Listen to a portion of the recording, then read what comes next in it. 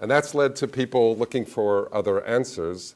And this is a survey that was done a few years ago. This has been a follow-up survey from the one that David Eisenberg did, published in the New England Journal of Medicine, that sort of kicked off or raised heightened the awareness of what was happening in this field. But here we see that almost 40% of Americans use some form of complementary alternative medicine, and that use had increased by 50% since that other survey in 1992, and that people are voting with their feet, that they're spending, depending on the surveys, $33, $40 billion a year out of pocket on complementary alternative medicine, that there were more visits to CAM providers than they were when that survey was done than all of primary care combined.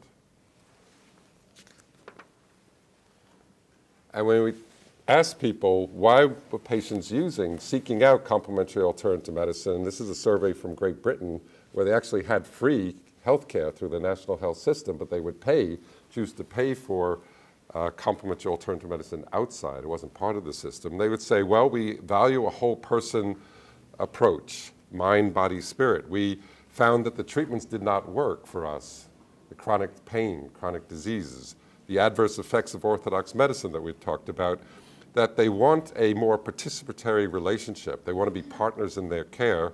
And there was also the poor doctor-patient relationship. Often they were using different therapies, but they weren't telling their doctors that this is what they were doing. So just to clarify a little bit about definitions, complementary, people talk about use with conventional practices, alternative used in place of conventional practices.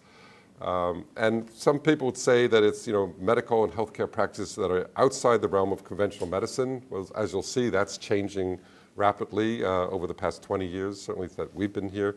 And it's yet to be validated using scientific methods. That's a debatable one. We'll also look a little bit at the evidence, and we could say that probably for all healthcare. And this was the NIH first attempt to get their hands around what are probably over 300 therapies under this broad umbrella of complementary alternative medicine. They broke it down into 5 domains of biologically based practices. This is things like what you ingest, supplements, herbs, diets, to mind-body medicines, which are many therapies. Mind-body ones can be biofeedback, meditation, relaxation response, music therapy, many different things. Manipulative and body-based practices, massage, chiropractic, energy medicine, Reiki therapy, homeopathy, therapeutic touch, and whole medical systems of care like Ayurvedic medicine, the oldest system of medicine in the world, traditional Chinese medicine, something that we've been involved with for many years, as a whole system of care in its own right. This is from the NIH, their domains. You think it's a very scientific way that they went about, bringing this together. I can tell you what happened was that they opened up their office. They looked around in 91, 92. They said, is anybody doing anything in this field? And I raised my hand and said, I'll be down in 45 minutes to talk to you.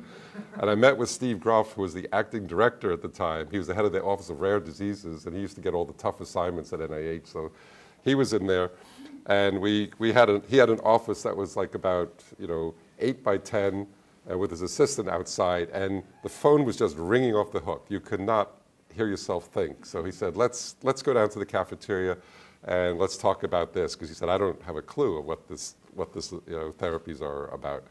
And we talked about it, and we eventually took out one of the napkins, the proverbial napkin approach, and drew out these 5 domains, and that became what the NIH used still to this day as their system of classification.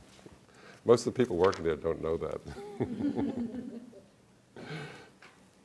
And in the beginning, our efforts to find the literature, it was challenging. We would look at the mesh headings. When you did a Medline search, and we have one of the experts right here. And if you go back, when we looked at that in the early 1990s.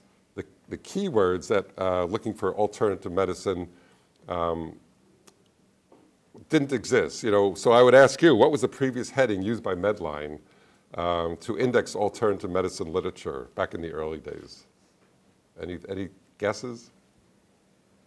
So you're like starting, you have this grant, you can go study what you want, and you're typing in to see what has people done, and What are you going to type in to find information?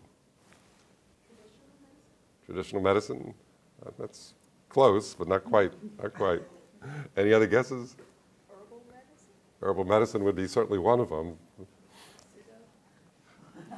How about therapeutic cloaks? That's what you would have to type in back then in order to find the literature. So it gave you a little bit of an idea of the attitude and the knowledge base back there.